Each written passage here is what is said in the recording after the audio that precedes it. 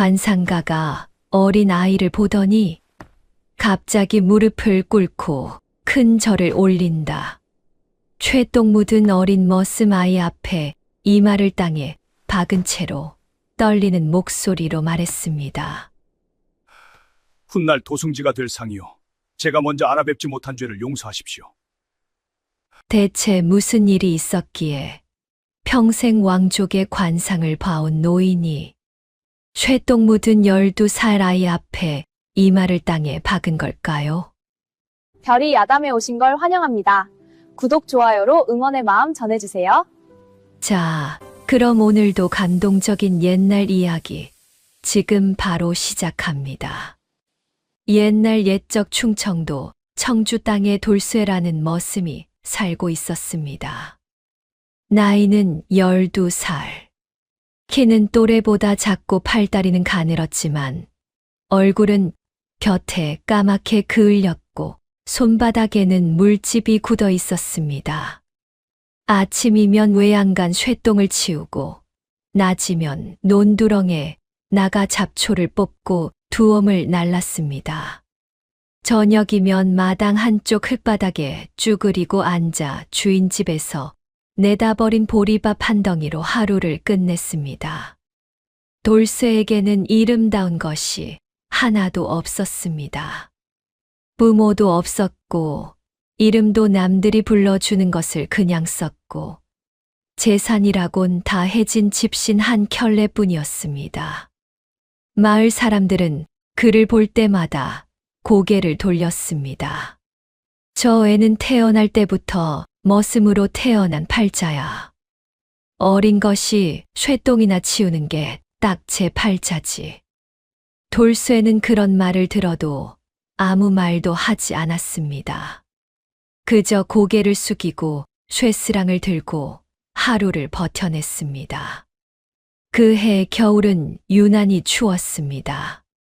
청주 땅에 눈이 쌓이고 논두렁은 꽁꽁 얼어붙었습니다.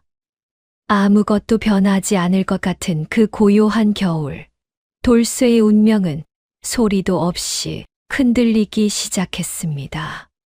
그 겨울의 어느 날 저녁이었습니다. 해가 일찍 넘어갔습니다.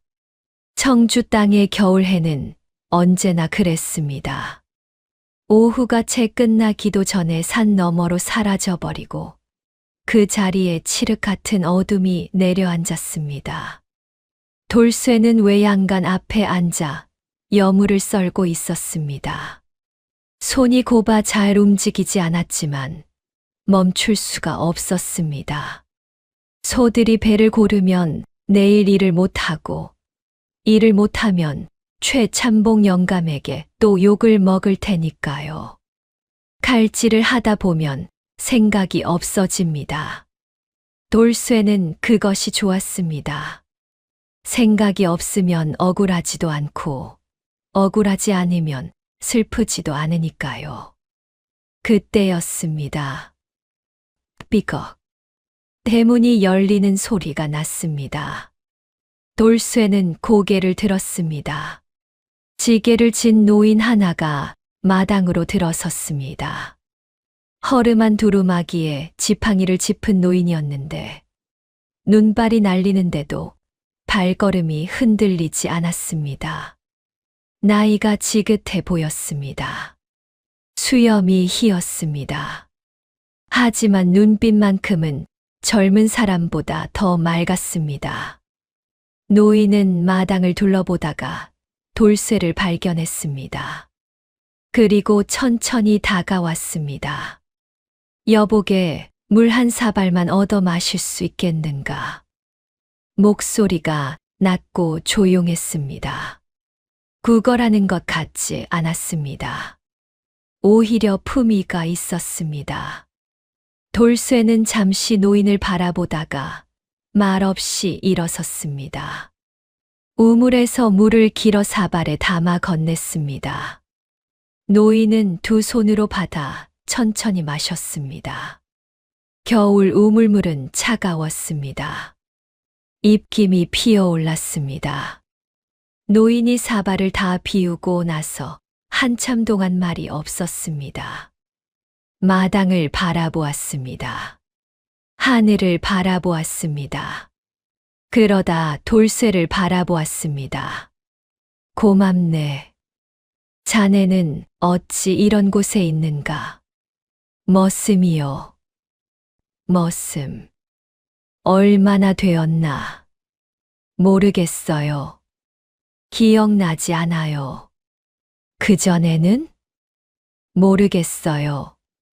아무것도 기억이 없어요. 노인은 고개를 끄덕였습니다. 무언가를 생각하는 것 같았습니다. 아이야, 원래 이 집 아이인가? 아니요. 난리통에 흘러들었어요. 부모님을 잃었어요. 어디서 왔나? 그것도 모르겠어요. 아이는 담담하게 대답했습니다. 이런 질문을 받은 적이 없었는데 이상하게도 낯설지 않았습니다. 노인은 잠시 돌쇠의 얼굴을 찬찬히 바라보았습니다. 달빛 아래에서 노인의 눈빛이 깊어졌습니다. 뭔가를 보는 눈이었습니다. 단순히 얼굴을 보는 것이 아니라 그 안에 있는 무언가를 들여다보는 눈이었습니다. 돌쇠는 그 시선이 불편하지 않았습니다. 오히려 이상하게 편했습니다. 아이야, 억울한 일이 있었나? 뜬금없는 질문이었습니다. 돌쇠는 잠시 생각했습니다. 억울하다는 것이 무엇인가? 매를 맞는 것이 억울한 것인가? 밥을 굶는 것이 억울한 것인가? 이름도 없이 사는 것이 억울한 것인가? 억울하다는 게 뭔지 잘 모르겠어요. 정직한 대답이었습니다. 허허. 노인은 낮게 웃었습니다. 쓸쓸하기도 하고 따뜻하기도 한 웃음이었습니다. 모른다고 했지만 내 눈에는 다 담겨 있다네. 뭐가 담겨 있어요? 살아온 것들이, 견뎌온 것들이. 노인은 빈 사발을 돌려주었습니다. 그리고 돌아서려다 잠깐 멈추었습니다. 무언가 말을 해야겠다는 것처럼 잠시 서 있었습니다. 바람이 불었습니다. 눈발이 날렸습니다. 그러다 노인이 입을 열었습니다. 사람의 가치는 태어난 곳이 아니라 살아온 길에 있다네. 그 말은 짧았습니다. 하지만 이상하게 무게가 있었습니다. 돌쇠는 그 말의 뜻을 다 알지 못했습니다. 그저 고개를 한 번 끄덕이고 다시 여물을 썰기 시작했습니다. 노인은 소리 없이 마당을 빠져나갔습니다. 삐걱. 대문이 다시 닫혔습니다. 돌쇠는 칼을 멈추었습니다. 방금 떠난 노인의 얼굴을 떠올렸습니다. 흰 수염, 맑은 눈, 조용한 목소리. 저 노인은 누구였을까? 어디서 왔을까? 왜 하필 이 집에 들어온 걸까? 왜 하필 나에게 그런 말을 했을까? 그 노인이 어디서 왔는지, 어디로 갔는지 돌쇠는 알지 못했습니다. 다만 그날 밤 외양간 안에서 잠을 청하며 그 말이 자꾸만 귓가에서 맴돌았습니다. 사람의 가치는 태어난 곳이 아니라 살아온 길에 있다. 돌쇠는 눈을 감았습니다. 나는 어떤 길을 살아왔는가?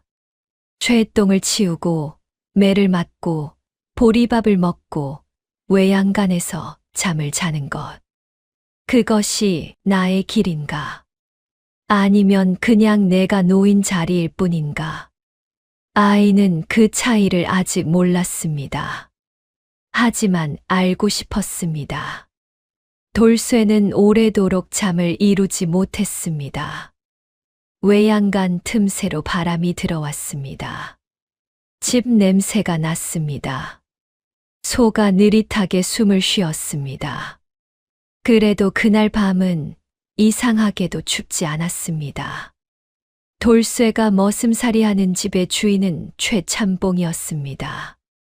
청주 일대에서 논밭을 가장 많이 가진 부자였는데 인색하기로도 소문이 자자했습니다.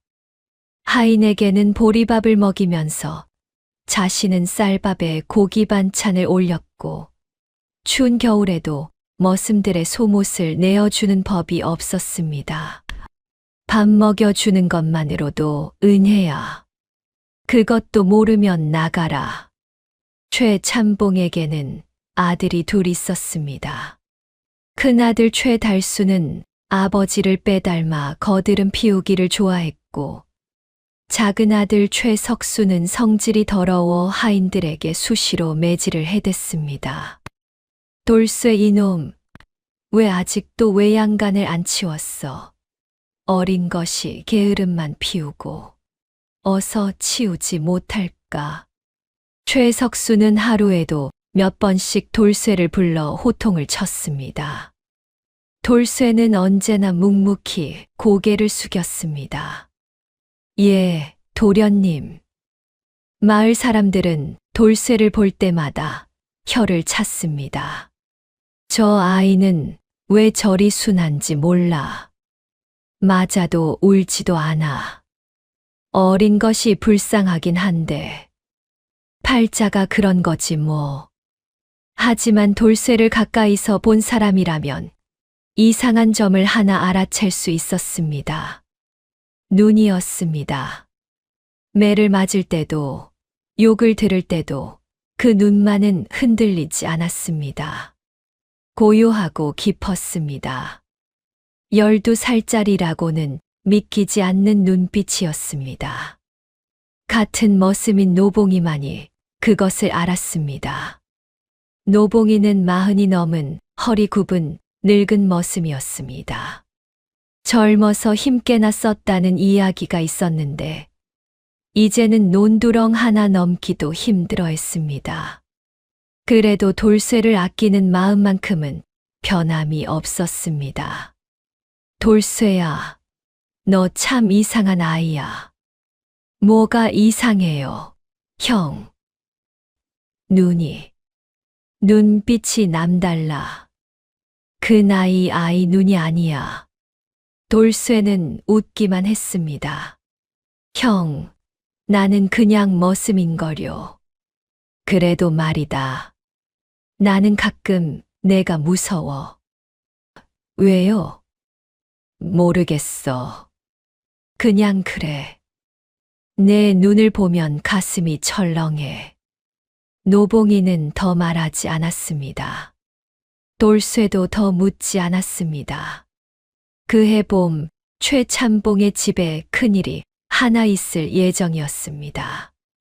최달수의 혼례였습니다. 한양에서 꽤 이름 있는 집안의 처자와 혼담이 오갔고 사주단자까지 오간 상태였습니다.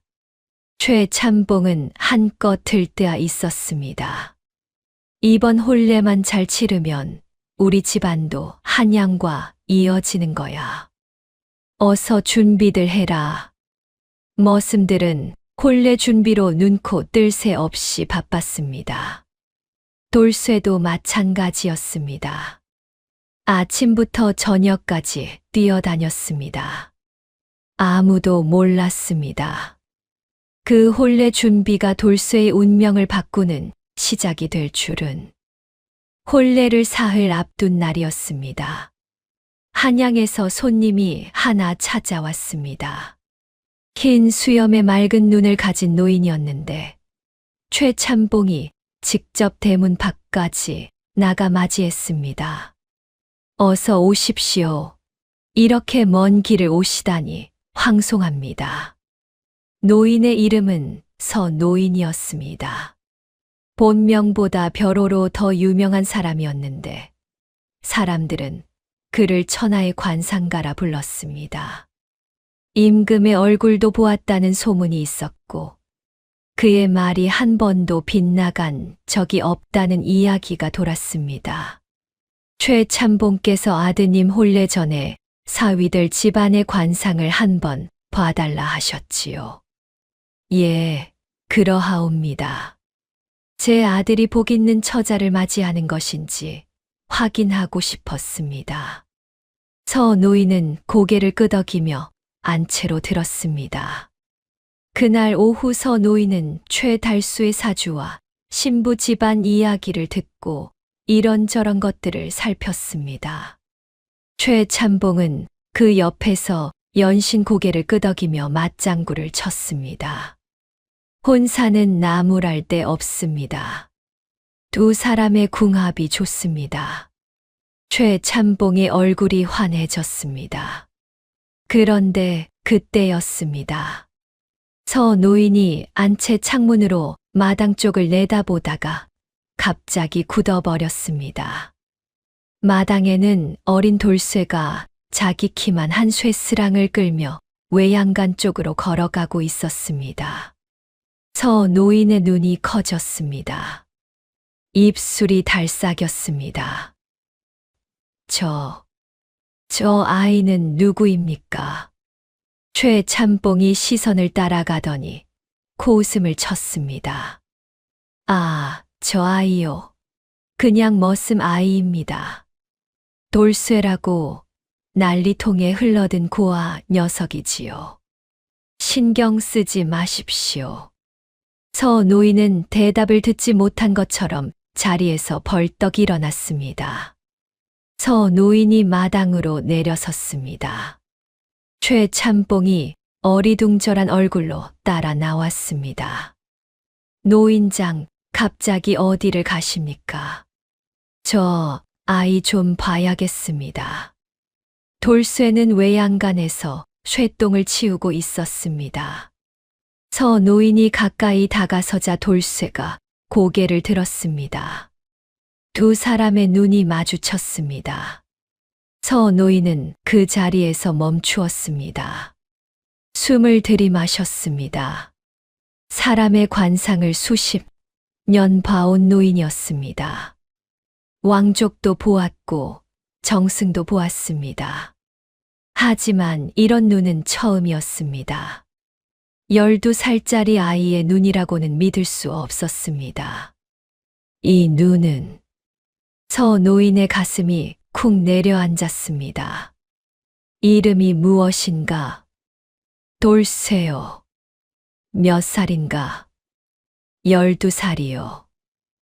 부모는 없어요.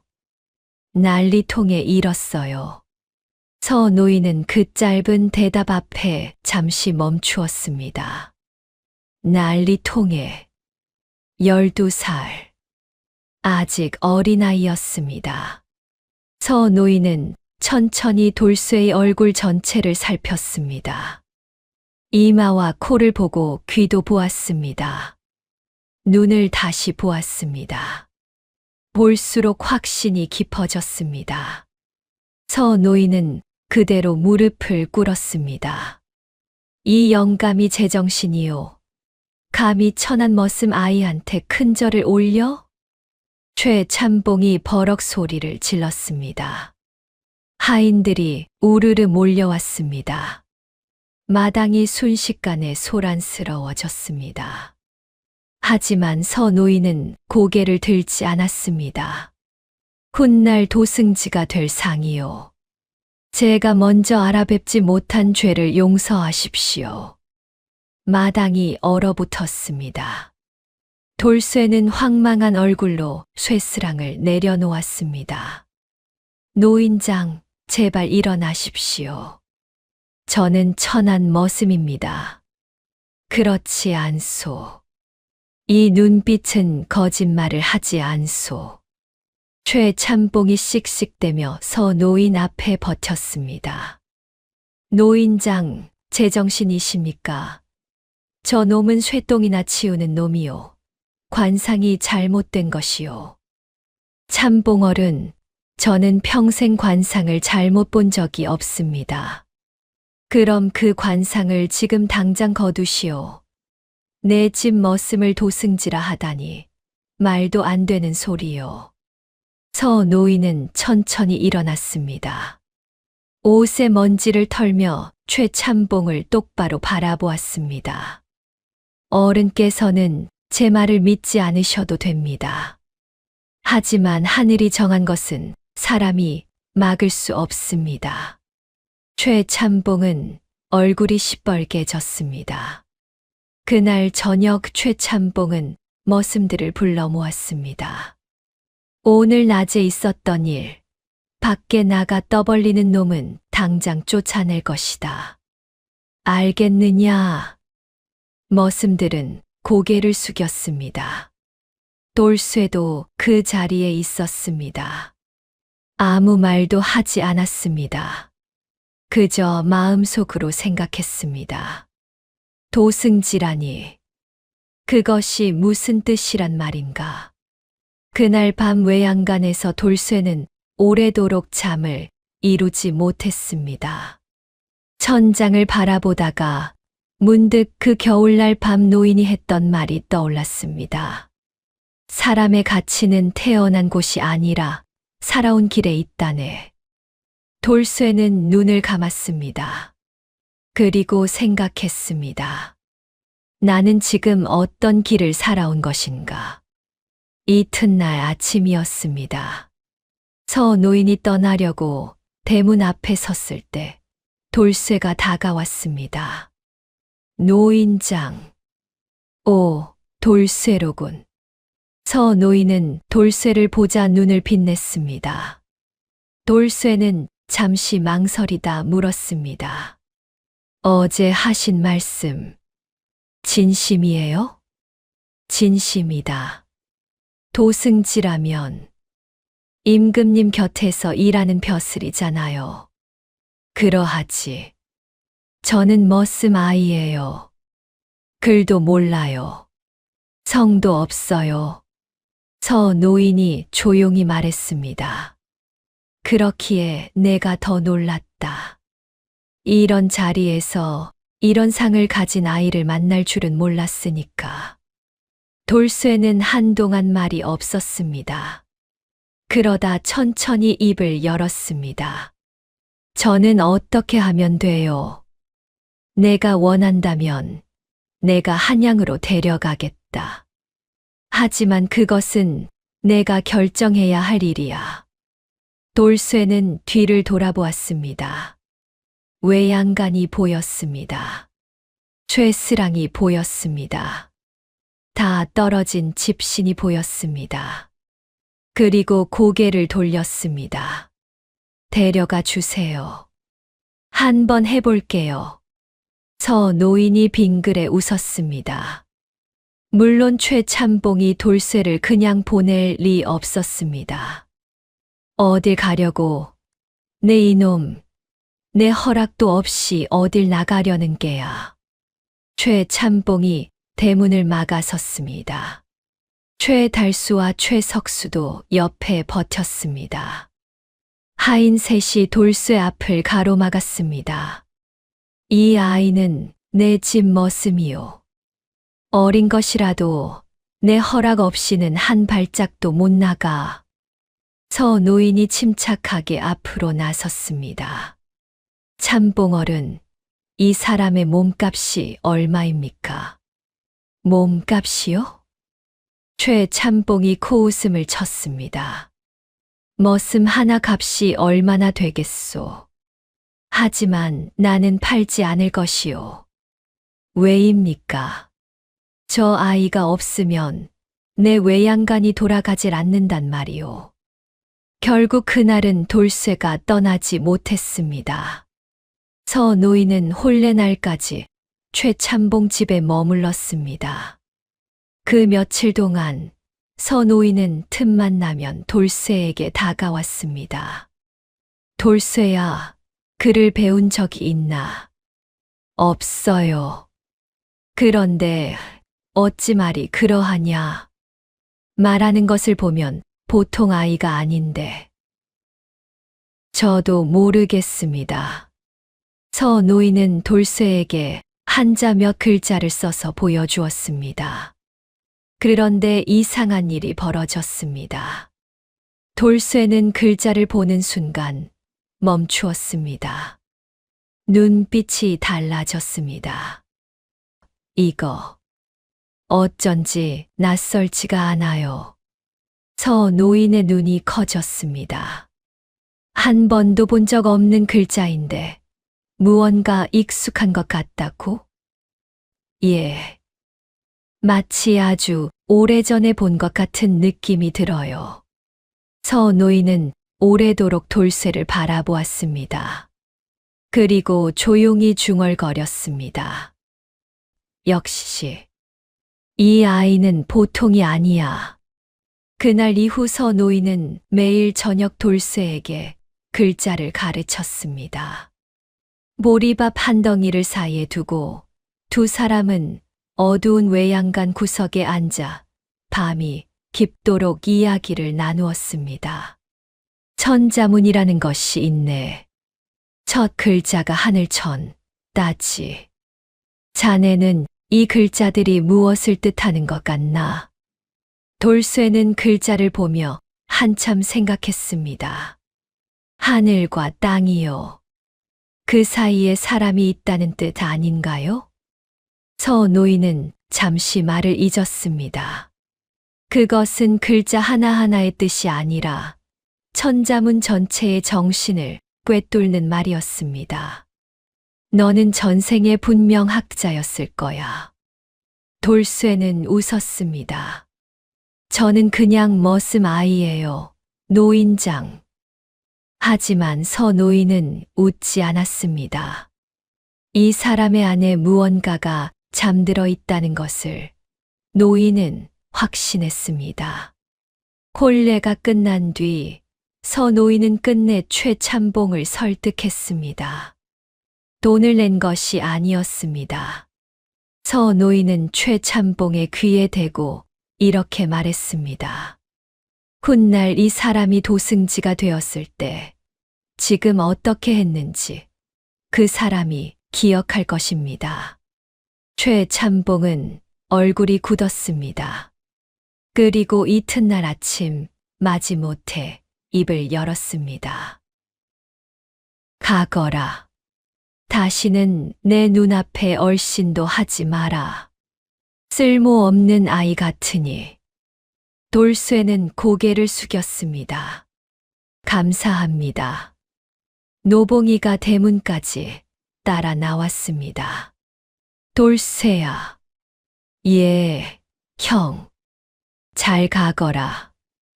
너는 원래 여기 있을 아이가 아니었어. 형도 건강해요. 두 사람은 오래 바라보았습니다. 돌쇠는 돌아섰습니다. 뒤를 돌아보지 않았습니다.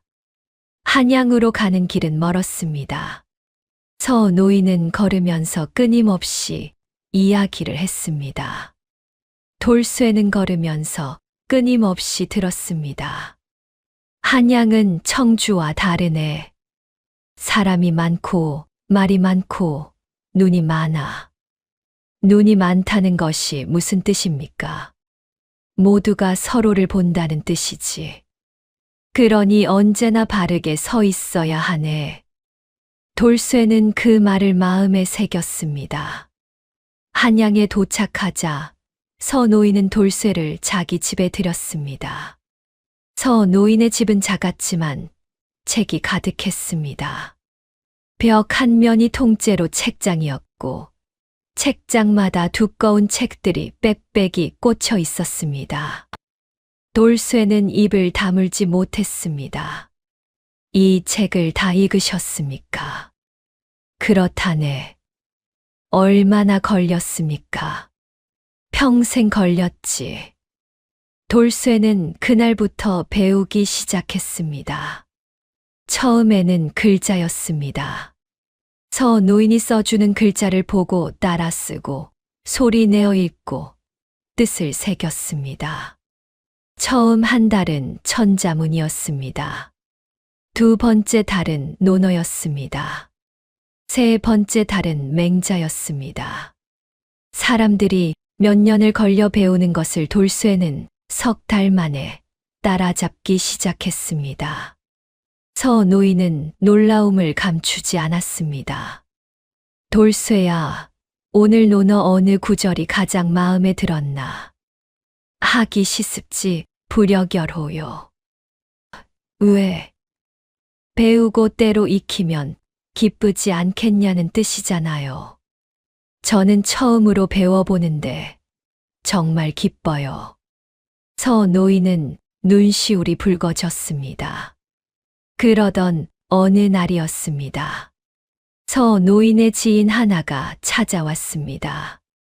이조판서를 지낸 이노 대감이었습니다. 서형, 요즘 한양에 소문이 돌더군. 청주에서 머슴 아이를 데려와 가르치고 있다고. 허허, 소문이 빠르구먼. 그 머슴이 어디 있나? 한 번 봐도 되겠나? 돌쇠가 방으로 들어왔습니다.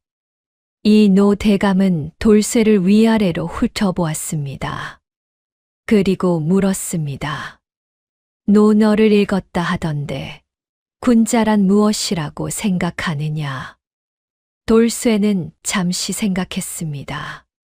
그리고 대답했습니다. 아는 것과 행하는 것이 같은 사람이요. 글로 배운 것을 삶으로 하는 사람이 군자라고 생각해요. 이노 대감이 멈추었습니다. 서형, 이 사람 어디서 났나? 청주 외양간에서 쇠똥 치우던 12살 아이라네. 이노 대감은 한참 돌쇠를 바라보다 말했습니다. 서형의 눈이 틀리지 않았군. 그날 이후 이노 대감도 때때로 돌쇠를 불러 이야기를 나누었습니다. 글 공부와 함께 돌쇠는 예절도 배웠습니다.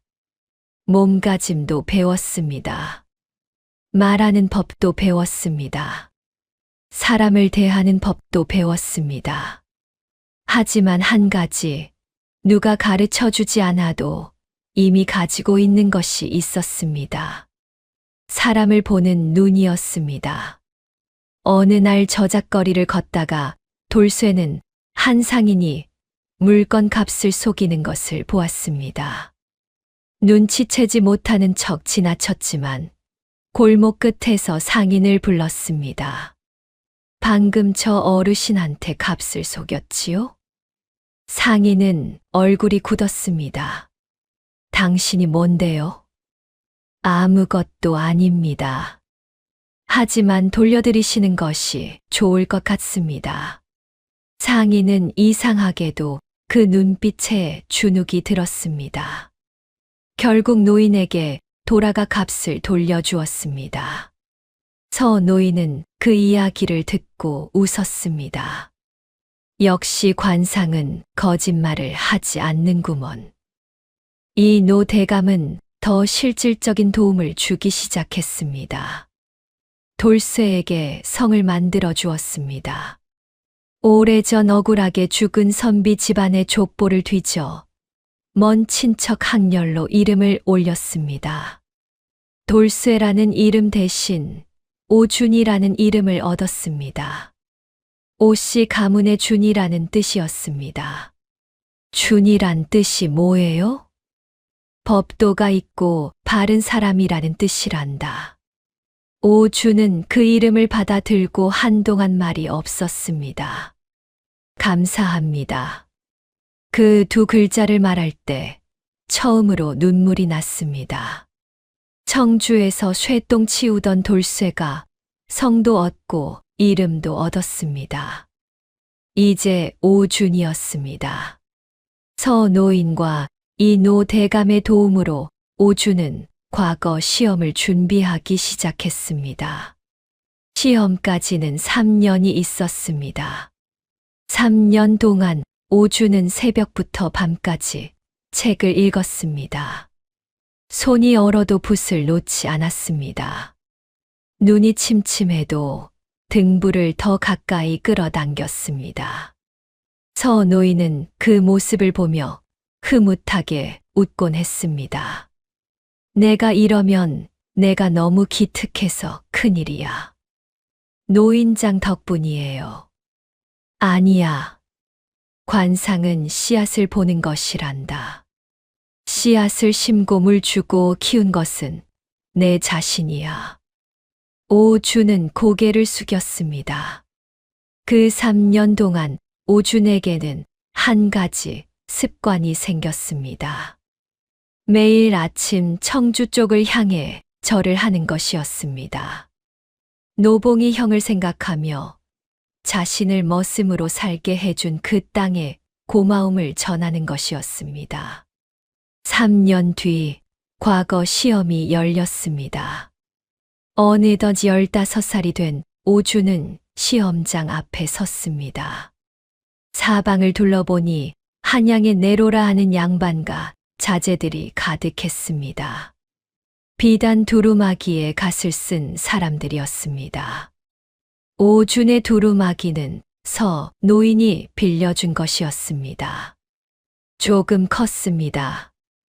옆에 선 사람이 오준을 위아래로 보더니 비웃었습니다. 이보게, 너는 어느 집 자제냐? 나이도 어린 것이 과거는 무슨? 오씨입니다. 오씨, 어느 오씨? 처음 듣는 가문이구먼. 주위 사람 몇이 킥킥거렸습니다. 오주는 아무 말도 하지 않았습니다. 그저 붓을 들었습니다. 시험 문제가 나왔습니다. 주제는 백성을 다스리는 도리였습니다. 오준의 붓이 움직이기 시작했습니다. 멈추지 않았습니다. 그는 글로 배운 것만 쓰지 않았습니다. 청주에서 논두렁을 걸으며 보았던 것들을 썼습니다. 쇠똥 냄새 나는 외양간에서 생각했던 것들을 썼습니다. 보리밥 한 덩이로 하루를 끝낼 때 느꼈던 것들을 썼습니다. 백성의 배가 고프면 나라의 체면도 없습니다. 다스리는 자가 먼저 굶주림이 무엇인지 알아야 합니다.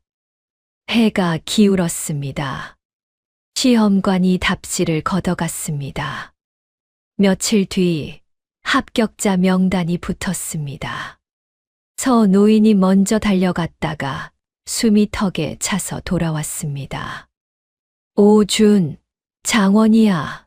장원 급제야. 오준은 그 말을 듣고 한동안 서 있었습니다. 그러다가 천천히 바닥에 무릎을 꿇었습니다.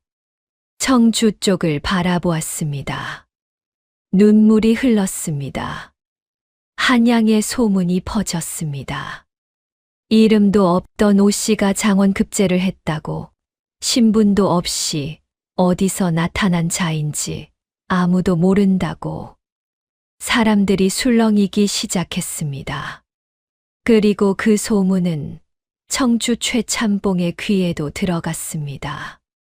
최참봉의 집에서 밤새 불이 켜졌습니다. 최참봉과 두 아들이 머리를 맞대었습니다. 그 돌쇠 놈이 장원 급제를 했다고? 예, 아버지. 한양에서 확인했습니다. 그것도 오씨 가문으로? 최달수가 이를 갈았습니다. 아버지, 저 놈을 그냥 두어선 안 됩니다. 저 놈이 벼슬길에 오르면 언젠가 우리 집에 보복할 것입니다. 그러게 말이야. 내가 괜히 그 놈을 보내줬어. 최석수가 씩씩거리며 말했습니다. 아버지, 방법이 있습니다. 저 놈의 정체를 밝혀버리면 됩니다. 정체. 오씨 가문이라지만 원래는 성도 없는 머슴이 아닙니까? 족보를 꾸민 것이 분명합니다. 그것을 조정에 고발하면 됩니다. 최참봉은 눈을 빛냈습니다. 옳지. 그렇게 하면 장원이고 뭐고 다 끝이야. 최참봉은 이튿날 곧장 한양으로 올라갔습니다. 그는 오준과 같은 고을 출신 관리를 찾아갔습니다. 예전에 최참봉 집에 드나들며 밥을 얻어먹던 사람이었습니다. 여보게, 내 꼭 부탁이 있네. 오준이라는 자의 정체를 조정에 알려주게. 그 자는 원래 내 집 머슴이야. 성도 없고 이름도 없는 천한 놈이라고. 관리는 처음에 망설였습니다. 하지만 최참봉이 금덩이를 내놓자 눈빛이 바뀌었습니다. 알겠습니다. 며칠 뒤 조정에 상소가 올라갔습니다. 장원급제자 오준의 신분이 의심스럽습니다. 그는 원래 청주 최씨 댁의 머슴으로 성도 족보도 없는 천한 자입니다. 이런 자가 조정에 오르는 것은 나라의 기강을 흔드는 일입니다. 조정이 발칵 뒤집혔습니다. 오준은 그 소식을 서 노인에게 전해 들었습니다. 걱정되는가? 예. 거짓말이 아닌데도 족보가 온전치 못한 것은 사실입니다. 서 노인은 한동안 말이 없었습니다. 이 노 대감을 만나보게. 그분이 도와주실 것이네. 하지만 이 노 대감도 이미 압박을 받고 있었습니다. 최참봉이 이 노 대감 집안의 약점을 캐내어 은근히 협박을 보낸 것이었습니다. 준이 자네를 돕고 싶네. 하지만 지금은 내 처지도 어렵네. 잠시 기다려주게. 이 노 대감이 미안한 얼굴로 말했습니다. 오준은 고개를 숙였습니다. 이해합니다. 내가 멀은 게 해가 가서는 안 됩니다. 문 밖을 나서며 오준은 이를 악물었습니다. 바람이 차가웠습니다. 그때 또 하나의 소식이 날아들었습니다. 청주에서 노봉이가 죽었다는 소식이었습니다. 겨울 찬바람에 폐가 나빠졌는데 최석수에게 매를 맞은 뒤 알아누웠다가 끝내 일어나지 못했다 했습니다. 아이 하나 따뜻하게 먹이고 싶었다던 그 사람이었습니다. 오준은 그 자리에 굳어버렸습니다. 형님. 그날 밤 오준은 서 노인의 집 마루에 혼자 앉아 있었습니다. 밖에서 바람 소리가 들렸습니다. 노봉이 형의 얼굴이 떠올랐습니다. 너는 원래 여기 있을 사람이 아니었어. 그 말이 귓속에서 맴돌았습니다. 그러다 갑자기 이상한 소문이 돌기 시작했습니다. 오준이 사실 불온한 생각을 품고 있다는 것이었습니다. 조정을 흔들려는 위험한 자라는 것이었습니다. 말이 꼬리에 꼬리를 물었습니다. 최참봉이 돈을 풀어 소문을 만들어낸 것이었습니다. 오준의 편이었던 사람들이 하나둘 뒤로 물러서기 시작했습니다. 거리에서 오준을 보고 수군거리는 소리가 들렸습니다. 저 사람이 그 정체 모를 오준이야. 머슴 출신이 장원이라니 말이 돼. 분수를 모르는 자야. 오준은 고개를 들고 걸었습니다. 하지만 마음속에서 무언가가 흔들리기 시작했습니다. 나는 정말 이 자리에 있을 자격이 있는 것인가? 결정타는 열흘 뒤에 왔습니다. 이 노 대감이 파직되었습니다. 오준을 돕다 최참봉이 조정 내주를 통해 압력을 넣은 탓이었습니다. 이 노 대감은 관복을 벗으며 오준에게 전가를 보냈습니다. 미안하네. 자네를 지키지 못했네. 오준은 그 전가를 들고 오래도록 서 있었습니다. 그날 오후 서 노인도 찾아왔습니다. 얼굴이 창백했습니다. 준이, 조정에서 정식 조사가 시작되었네. 자네 신분에 관한 것이야. 사흘 안에 출두해야 하네. 오준은 말이 없었습니다. 준이?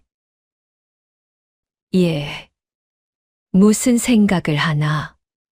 노인장, 저는 이 노 대감을 파지까지 만들었습니다. 노봉이 형은 죽었습니다. 저로 인해 해를 입은 사람들 뿐입니다.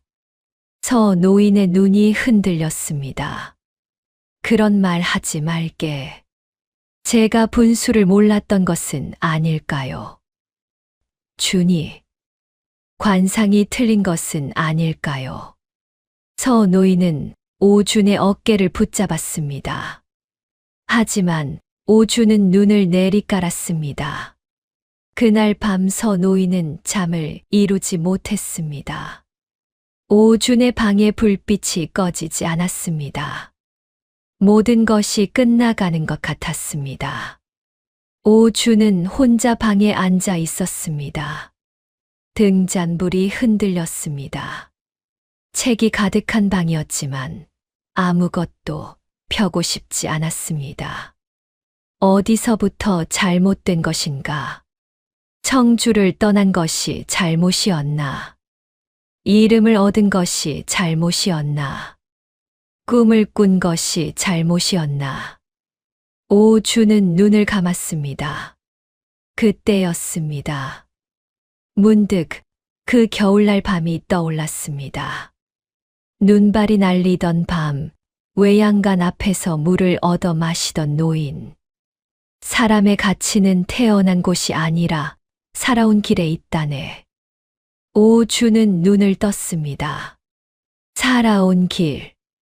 그는 자신이 살아온 길을 천천히 되짚어 보았습니다. 청주에서 매를 맞으면서도 노봉이 형에게 밥을 나누어 주었던 일이 생각났습니다. 저작거리에서 상인이 노인을 속이는 것을 보고 그냥 지나치지 못했던 일이 생각났습니다. 서 노인이 무릎을 꿇었을 때 먼저 일으키려 했던 일이 생각났습니다. 이 노 대감이 파직되었을 때 자신의 억울함보다 그분의 안위를 먼저 걱정했던 일이 생각났습니다. 오준은 자신도 모르게 중얼거렸습니다. 나는 분수를 모른 것이 아니었다. 나는 그냥 살아온 것이었다. 그 순간 무언가가 풀렸습니다.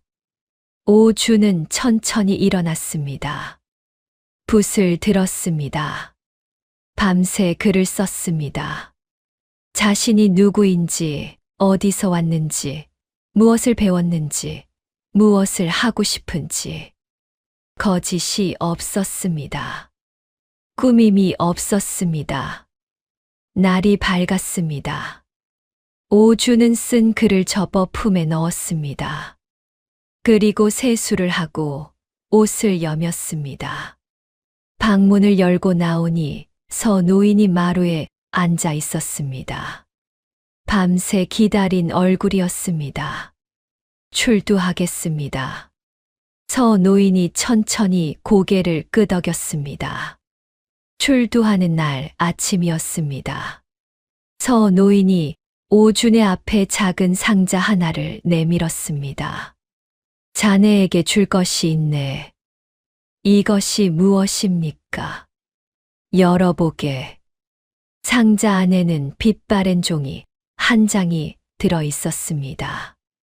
오래된 종이었습니다. 끝이 누렇게 발에 있었습니다.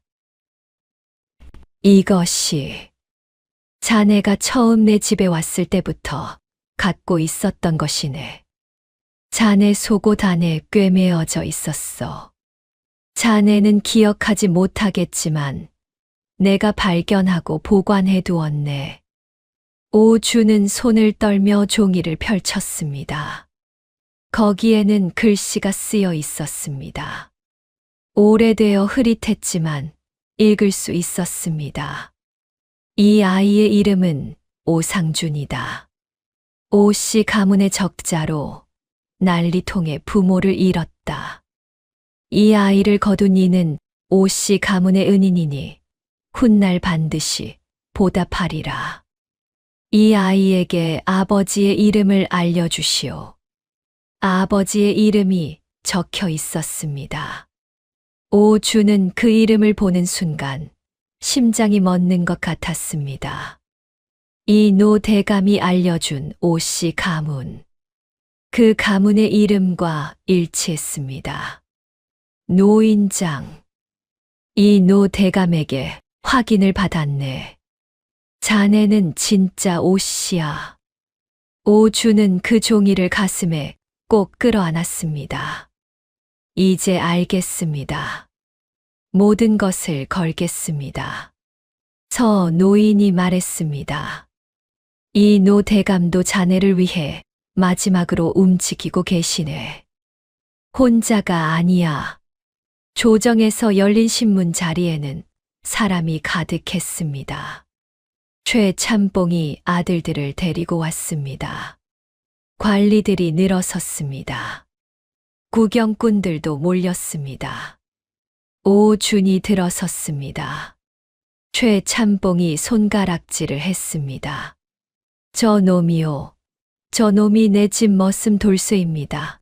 성도 없고 족보도 없는 천한 놈이요. 웅성거림이 일었습니다.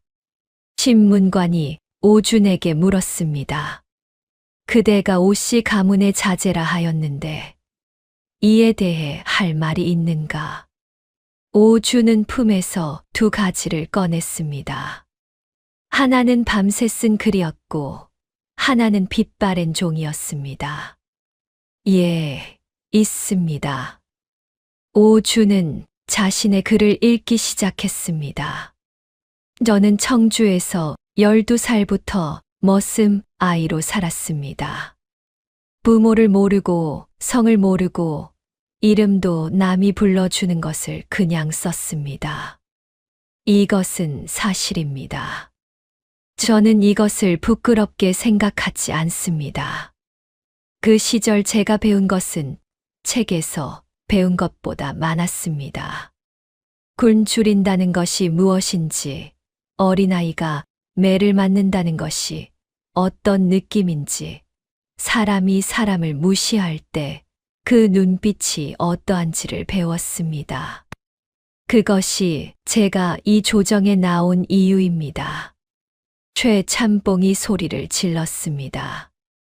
말도 안 되는 소리. 족보를 보이시오. 족보를. 오준이 빛바랜 종이를 앞으로 내밀었습니다. 이것이 제가 가진 유일한 증표입니다. 신문관이 받아 펼쳤습니다. 이 노대감이 자리에서 일어났습니다. 제가 증인이 되겠습니다. 저는 오씨 가문의 족보를 직접 확인하였습니다. 이 종이에 적힌 아버지의 이름은 오씨 가문의 실제 인물입니다. 난리통에 유실된 것으로 알려져 있던 아들이 이 사람입니다. 최참봉의 얼굴이 굳었습니다. 이것이 진짜입니까? 가짜라 주장하시려면 반증을 가져오십시오. 최참봉의 입술이 달싹였습니다. 하지만 아무 말도 나오지 않았습니다. 신문관이 최참봉 쪽으로 고개를 돌렸습니다. 최참봉, 그대가 조정에 올린 상소는 오준의 신분에 관한 것이었소. 그런데 지금 오씨 가문 족보와 증인 진술이 일치하오. 이에 대해 무슨 할 말이 있소? 최참봉의 눈알이 굴렀습니다. 그것은 꾸며낸 것입니다. 이 노대감이 일부러. 증거가 있소. 최참봉. 최달수가 아버지의 소매를 잡아당겼습니다. 아버지, 이제 그만하십시오. 이놈이. 최참봉이 아들의 손을 뿌리쳤습니다. 그러자 최달수가 뒤로 물러섰습니다. 그리고 고개를 숙이며 작게 말했습니다. 아버지가 한 일이 옳지 않습니다. 저는 더 이상 모르겠습니다. 사람들이 술렁였습니다. 최참봉은 입을 벌린 채 아들을 바라보았습니다. 신문관이 선언했습니다. 최참봉의 상소는 근거 없는 것으로 판명되었소. 오준의 신부는 합당하오. 그리고 최참봉은 허위 상소로 조정을 혼란케 한 죄, 그리고 이 노대감을 협박한 죄를 물을 것이오. 최참봉의 다리가 풀렸습니다. 그럴 수는 없소. 끌어내시오. 포졸들이 최참봉의 양팔을 잡았습니다. 최참봉이 발버둥 쳤습니다. 이놈아, 돌쇠 이놈아, 내가 너를 먹여 살렸는데, 내가 너를 살려줬는데. 오주는 그 모습을 바라보았습니다. 말이 없었습니다. 분노도 없었습니다. 그저 깊은 눈빛으로 바라보았습니다. 최참봉의 재산은 조사가 시작되었습니다. 그 과정에서 그동안 최참봉이 소작인들에게 무리하게 받아낸 세금과 하인들에게 행한 불법적인 매질의 기록들이 드러났습니다. 이에 더해 이 노대감을 협박한 죄까지 더해져 최참봉은 곤장을 맞고 전 재산을 몰수당했습니다. 청주 일대의 논밭은 모두 관에 귀속되었습니다. 최달수와 최석수는 가산이 없으니 뿔뿔이 흩어졌습니다. 최석수는 결국 한양 저작거리에서 구걸을 하게 되었습니다. 한 푼만 주시오. 제발 한 푼만. 지나가던 사람들은 고개를 돌렸습니다. 평생 남을 무시하고 하인에게 매질을 해대던 자의 비참한 말로였습니다.